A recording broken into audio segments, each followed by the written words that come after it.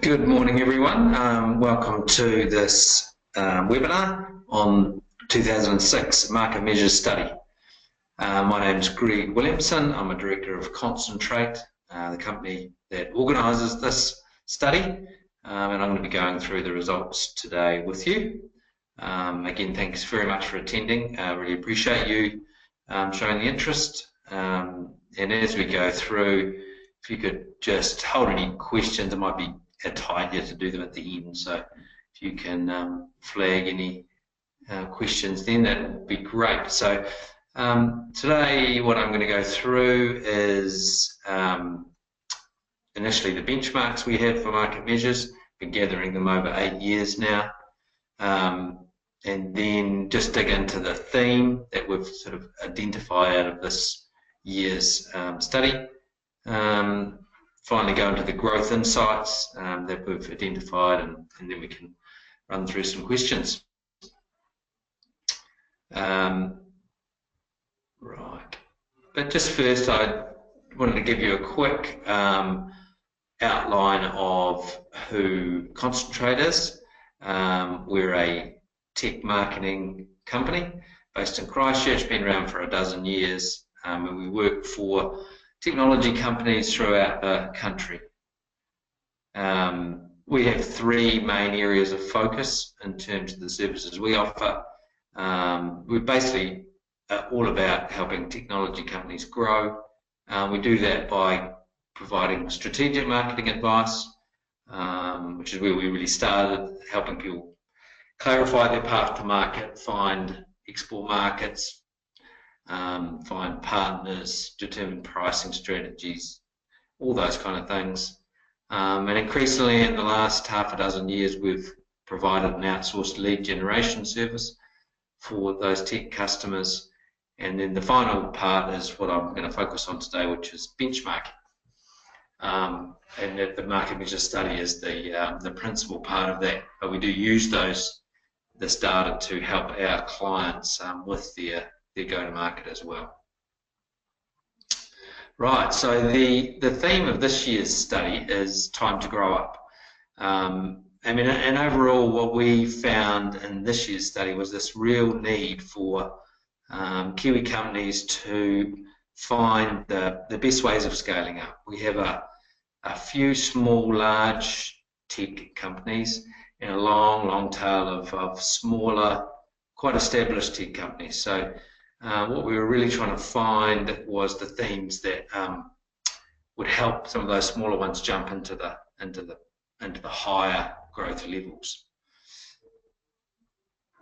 So just to give you a bit of an overview of the 327 companies that participated in the study this year, and this is really just what we've done is just averaged out the sample. So there's all kinds of different companies, but this is the average. Those companies are most likely to be based in Auckland, so the majority were in Auckland, followed by Christchurch and then Wellington, which matches relatively well with the demographics.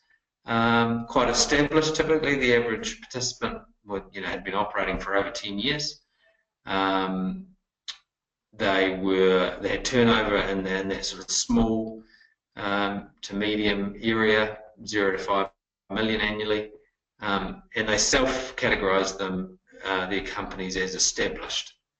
In terms of the common offerings they had, they were most likely to sell software as a service. So that's the first time that's been the number one in this study.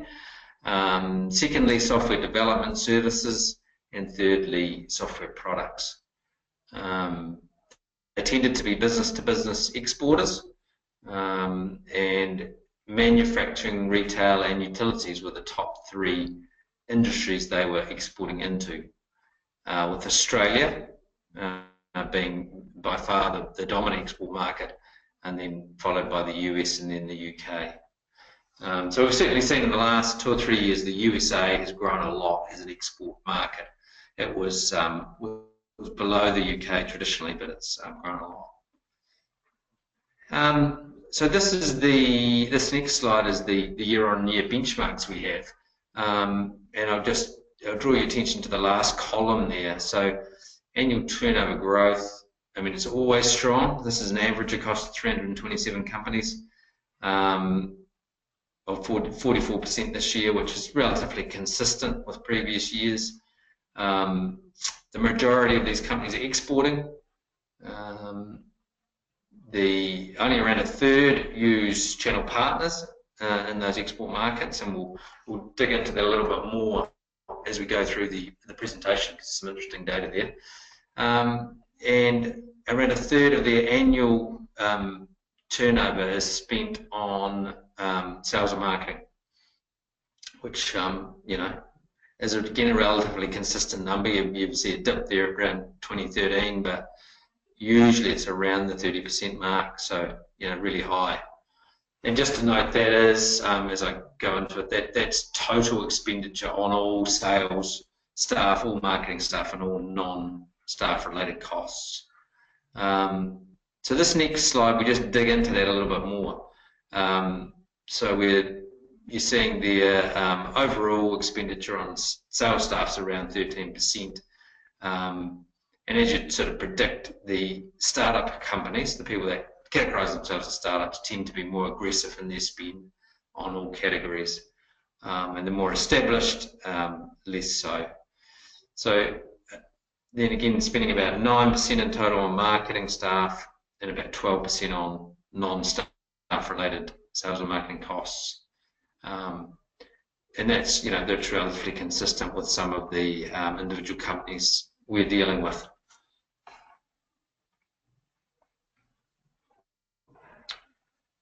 Right, so I mean, that's the basic outline of the sample.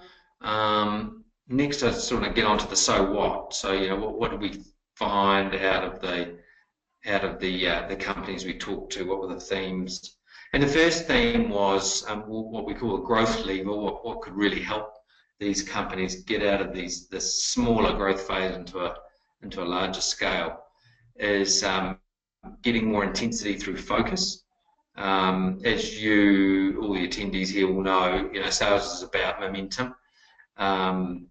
It's about trying to really focus on a group of prospects and drive them through to a conversion.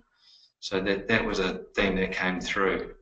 And a weakness amongst the, you know, overall amongst the participants, we think, was the typical company was focused on over 4 industries across an average of 4 different export markets. So we have a bit of a saying is, you know, selling one product into 4 markets is like selling 4 different products.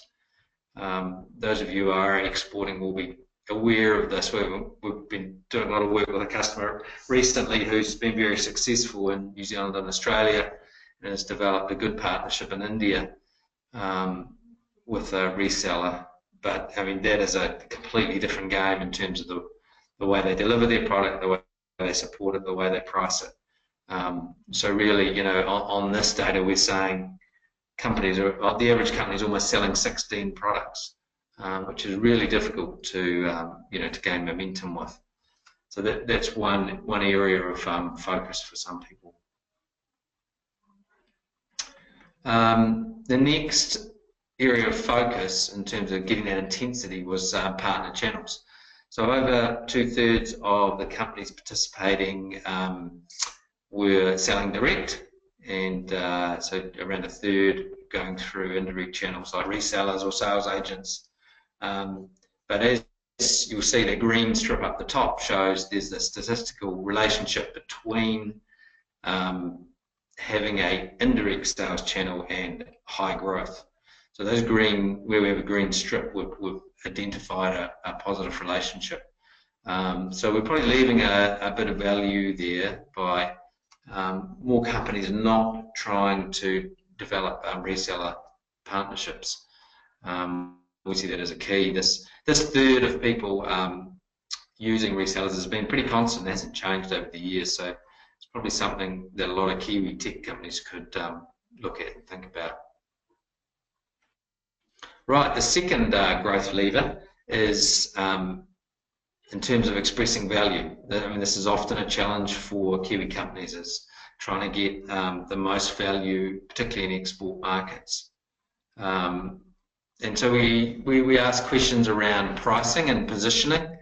And as you'll see, most companies said they positioned their price against their product against their competitors based on either product quality or service performance, so that the outcome they could deliver to their customers. And only a small minority positioned their product competitively on price or on just pure brand awareness and strength. And so the second graph I'm showing there, given that these companies are positioning themselves on a better quality or better service outcome, and 90% of the time, only a minority are getting a higher price point.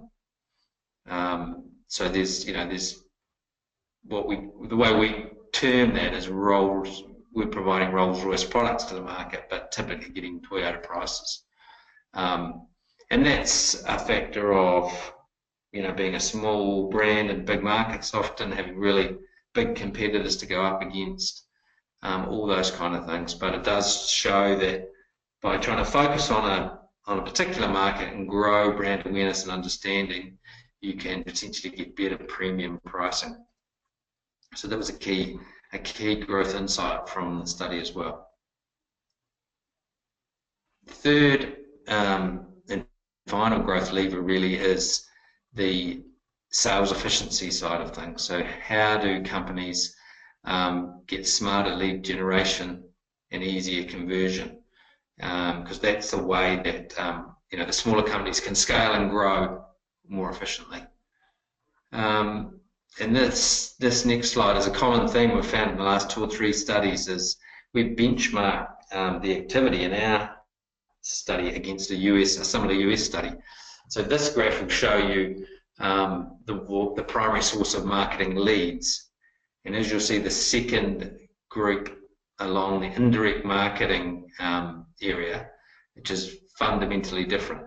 So over 80% of those American companies were saying indirect marketing activity, so direct marketing, email campaigns, those kind of things, was generating their leads, as opposed to around 30% for Kiwi companies. And we tended to be in that first category of referrals or strong brands, so which is not a particularly scalable way of generating leads. So we call this the lone wolf model, and it's not uncommon for Kiwi tech exporters to arm up their salesperson, send them offshore, expect them to go to the trade shows and do their old cold calling to generate prospects. Whereas you're seeing these American companies taking a much more efficient approach, which is investing in lead generation activity to deliver qualified leads to their salespeople to convert, which is a key to efficient and effective growth.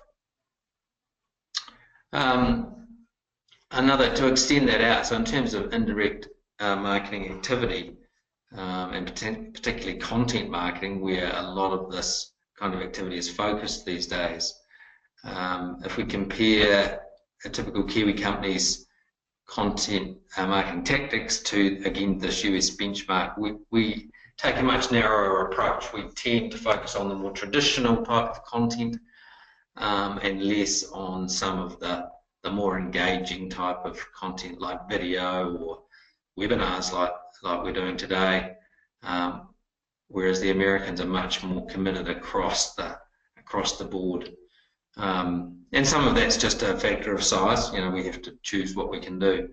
But the growth insight there, again, the green strip at the top, was there was a statistical relationship between using those participants that did use more engaging content like video and their turnover growth rate. So I think it's something that we need to be a little bit more adventurous about as a tech marketing nation. In a similar point again, in terms of social media, we tend to be a little more narrow than our US counterparts. They're using a broader range of platforms. We tend to be quite focused on on the LinkedIn and Twitter, and to a lesser degree Facebook.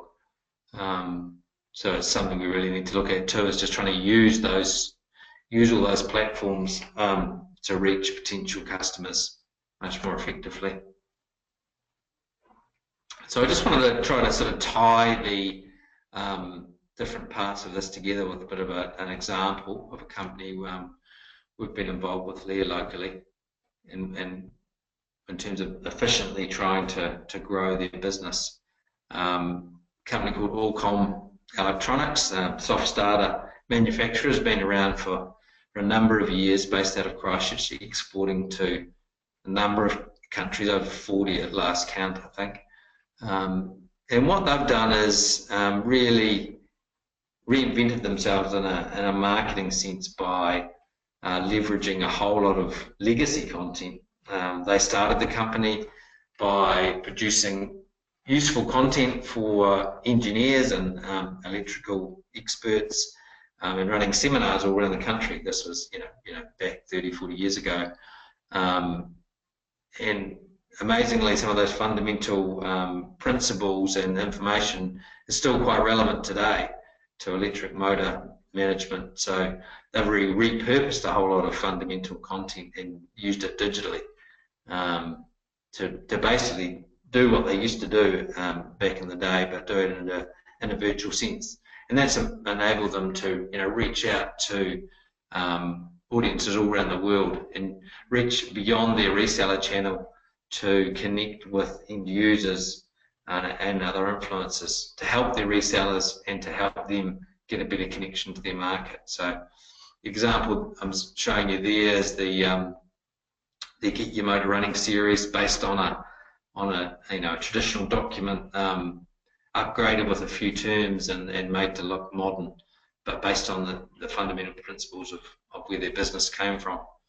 And it's been very effective for them. They've got that really big increase in web traffic, a lot more conversions from a much broader range of audiences, and an ability to focus down on different personas and develop quite specific programs for those different personas, without having to go to a massive content marketing effort, really being able to leverage what they had. And then being able to, the other side of this digital marketing activity is just understanding what's going on, where people are coming from, how are they converting, who they are. So, it's quite powerful for Kiwi companies, the ability to do this whole lead generation activity a lot smarter with some good technology. For any of you who haven't, if you participated in the study, you would have been able to download the full report for free. But if you didn't, by virtue of attending this podcast, you can go to marketmeasures.co.nz and download a free version of the report using that promo code MM16. And the report itself has a lot more detail. I've really skimmed over the top. I didn't want to sort of bog down our webinar with lots of the detail, but that will give you a bit of that will give you a much more deeper array of stats in terms of what are the key themes and what people are doing. So that's really it in terms of the summary of the activity, of the report, I'm sorry. I'd welcome any questions you do have. We've got a number of people on the line, so if you wanted to clarify any of the statistics I've gone through, or any of the themes, or you would like to just ask a general question around the theme, please do so. I'm watching out. I can, if you can raise your hand and put it through chat, or I can also unmute you if that's easier. So we'll just pause for a couple of minutes and let people have a think, and if they want to raise any questions, they're welcome to. So we'll just give a little delay for about 20 seconds, and then we'll take it from there.